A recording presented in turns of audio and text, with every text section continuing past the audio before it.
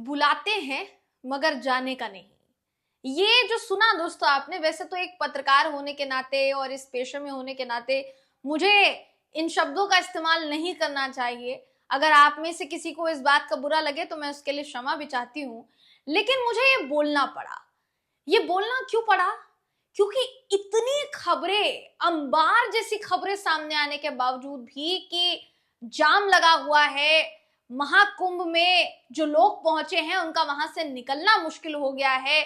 जिस दिन भगदड़ मची उसके बाद से लोगों के बीच में एक भय जो है उसकी स्थिति है, वहां से लोग निकल नहीं पा रहे हैं और लोग वहां जाना चाहते हैं। उसके वजह से जो ट्रेनें हैं वो रद्द की जा चुकी हैं। ट्रेनों में खचाखच भीड़ भरी पड़ी है, जिसकी वजह से जिन्होंने रिजर्वेशन का टिकट कटाया है या जिनको बिहार जाना है या बाकी के राज्य जाना है वो नहीं जा पा रहे हैं। इतना सब कुछ होने के बाद भी योगी आदित्यनाथ जी के ट्विटर हैंडल से एक वीडियो ट्वीट किया जाता है जिसमें योगी आदित्यनाथ जी अभी भी यही कह रहे हैं कि जो विरोध कर रहे हैं वो सनातन विरोधी है।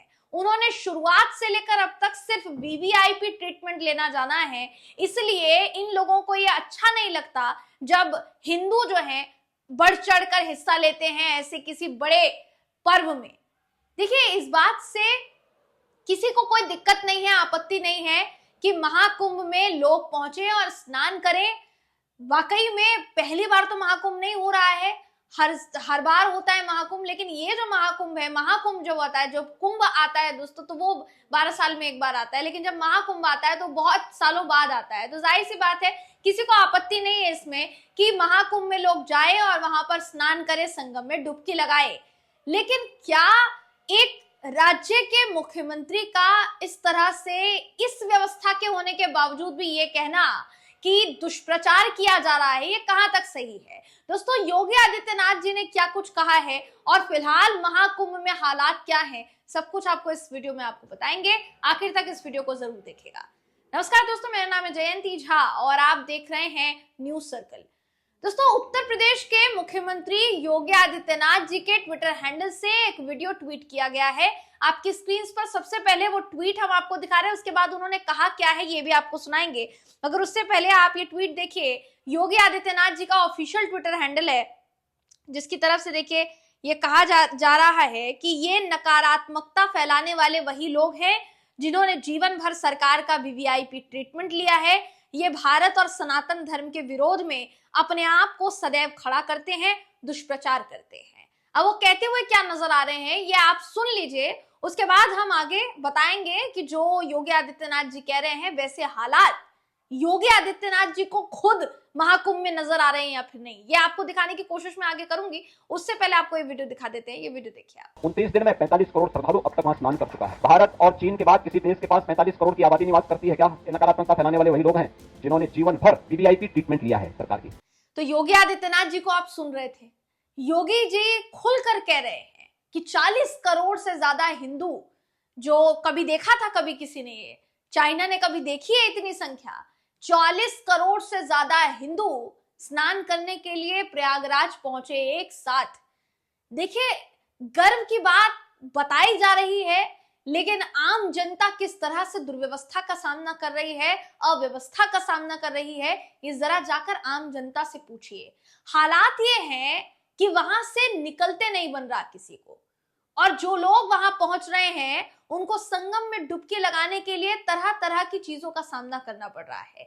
भले ही वो गलत व्यवस्था हो जिसमें खाने पीने की कोई सुविधा नहीं है, दूसरी तरफ ऐसी व्यवस्था कि संगम में स्नान करने के लिए आपको नाव से जाना पड़ेगा और वो जो नाविक हैं वो 150 रुपए चार्ज करने की बजाय, जो सरकारी रकम है 150 रुपए में पर व्यक्ति आपको नाविक जो है वो सैर कराता है या पहुंचाता है संगम तक, वो नाविक यानी वो नाव चलाने वाले जितने भी लोग हैं, नाविक है, वो एक एक व्यक्ति से 4-5 हजार रुपया वसूल कर रहे हैं। अगर आपके परिवार में 4 लोग हैं तो आपसे कम 10 से 12 हजार रुपया लिया जा रहा है। अब बताइए, 4 लोगों का 10 से 12 हजार रुपया लेना, ये 150 रुपए में 4 से 5 हजार रुपए में जमीन आसमान का फर्क होता है।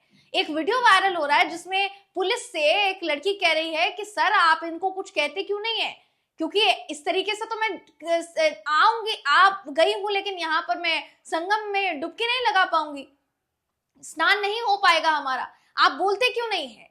पुलिस अधिकारी साफ साफ कहते हैं मैडम इसमें मैं कुछ नहीं कर सकता, मैंने इसकी जिम्मेदारी थोड़ी ली है। तो सवाल ये, किसने जिम्मेदारी ली है? ट्रैफिक जाम लगा है मध्य प्रदेश से लेकर उत्तर प्रदेश प्रयागराज तक, 300 किलोमीटर तक सड़कें जाम पड़ी हैं, उसकी जिम्मेदारी कौन लेगा? वहां जाकर भगदड़ मच गई, भगदड़ में कई लोग मारे गए, ऑफिशियल जो डेटा है वो काफी समय तक बाहर नहीं आया। उनके परिजन जो हैं अपने परिजन का डेथ सर्टिफिकेट लेने के लिए एक ऑफिस से दूसरे ऑफिस दौड़ रहे हैं, उसकी जिम्मेदारी कौन लेगा?